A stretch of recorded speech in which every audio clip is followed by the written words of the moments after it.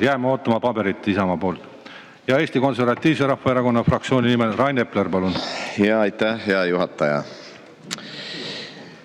Loen eelnõu seletuskirja ja seda, mis puudutab siis seda tarbijakaitse seaduse muutmise osa. Ja siin selgub, et Eesti on küsinud Euroopa Komisjonilt seisukohta sõna roheline kasutamise kohta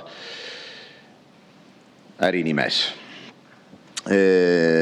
Ja komisjon on siis selgitanud, et sõna roheline kasutamine kaupleja ärinimes ei kujuta endast automaatselt üldist keskkonnaväidet direktiivi tähenduses. Kvalifitseerimine keskkonnaväiteks sõltub üldisest kontekstist, sealhulgas visuaalsete elementide kasutamisest, näiteks roheline värv logo taustal või muu selline, ja sellest, kas konkreetne esitlusviis mõjutab tõenäoliselt tarbija ostuotsust, vihjates keskkonnakasule. Lisaks selgitas komisjon, et toote või teenuse olemus mängib tarbijate arusaama kujundamisel võtmerolli. Pange nüüd tähele, näiteks autod ja hooned on Euroopa Liidus ühed suurimad CO2 heitkoguse allikad ning tarbijad peavad neid laialdaselt olulise keskkonnamõjuga valdkondadeks. Täitsa huvitav, kust on komisjon selle järeldusele jõudnud, et inimesed elavad rahulikult oma majades, aga muretsevad, et küll need on ikka keskkonnamõjuga. Seetõttu tekitab sõna roheline kasutamine nendes valdkondades keskmise tarbija meelest tõenäoliselt keskkonnaalase seose, eriti kui see on kombineeritud rohelise värviga.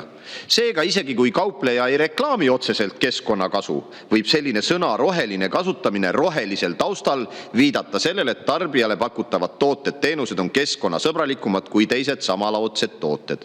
Kokkuvõtvalt, see, kas sõna roheline kasutamine koos muude visuaalsete elementidega kujutab endas üldist keskkonnaväidet või mitte, tuleb hinnata juhtumipõhiselt. Kas sa näed?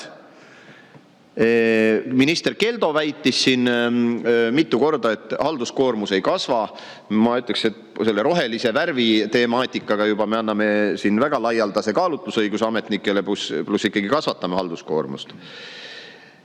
Kuna sõna roheline kasutamine koos rohelise visuaalse kujundusega võib jätta mulje väiksemast keskkonnamõjust, peab kaupleja tagama, et sellised väited ei oleks eksitavad.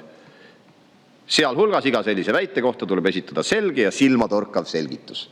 Nii et mina jään ootama siis seda, kui arhitektid on otsustanud, et näiteks sellises nõmmelaadses rohelust täis elamurajoonis, et sinna sobiks ka roheliseks värvitud fassaadiga maja, siis TTJA käib, vaatab asja üle, ütleb, sinna tuleb punasega peale kirjutada, et see maja on täitsa tavaline maja, kõik nagu teised majad.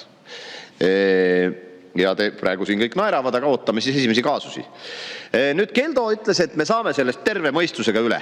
No võt, hiljaaegu oli siin Jürgen Ligi puldis ja aruteluks oli see rahvusvahelise tööorganisatsiooni hartaga või lisaprotokolliga liitumine, mis nõuab, et diskrimineerimine tuleb kaotada, muu hulgas ka sotsiaalsete sugude alusel diskrimineerimine. No sotsiaalne sugu on defineeritud siis sellisena, et kuidas inimene ise sisuliselt ennast defineerib ja neid on lõpmatu hulk.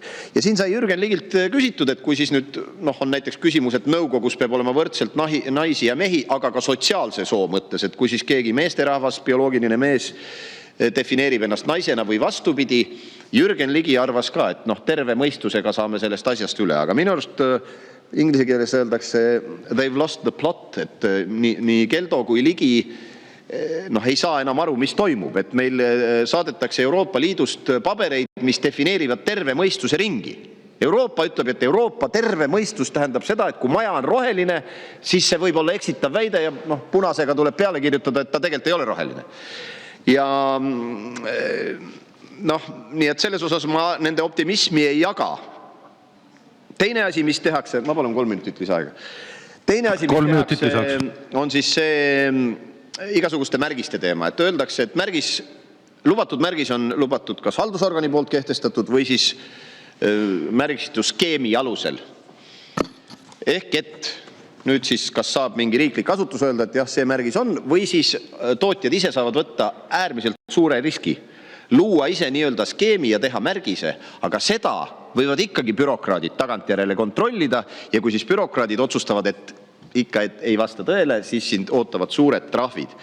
Nii et ei ole halduskoormuse vähendamine, nagu Keldo mitu korda väitis. Ja kusjuures Keldo jäi kohe vahele, kui pulti tuli tema erakonnakaaslane Õnne Pillak, kes ütles, miks seotakse kokku kaks täiesti eripalgelist eelnõu. See on, nüüd tsiteerin siin peast Pillakut, see on põhjendatud, kuna see lõhkeainematerjalide seadus tasakaalustab halduskoormuse kasvu, mis tekib tarbijakaitseseaduse muudatustest. Pillak ütles välja, et see tarbijakaitseseadus suurendab halduskoormust. Nii et Keldo sõna otseses mõttes valetas meile. Ja nüüd lõpetuseks, vaadakem siis nüüd seda menetlust. Nüüd ongi kokku pandud kaks täiesti erinevatest asjadest rääkivat seadust. Ja siis tuleb siia, ilmub saali kolleeg jälle Reformierakonnast, Andres Seeme, jahimees muuhulgas, ja ta saabki aru ainult ühest lausest sellest seadusest. Ta saab aru, et tal võib nüüd 900 kilo padruneid kodus olla, nii et ta ei pea mingit pabereid täitma. Ja teebki järelduse, hea seadus.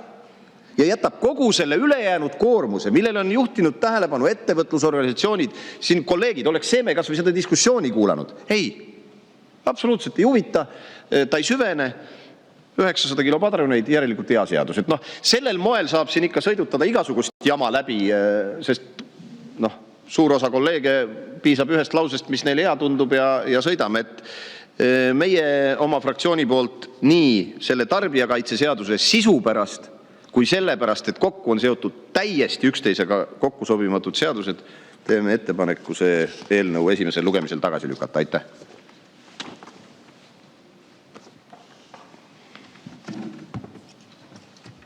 Ja aitäh!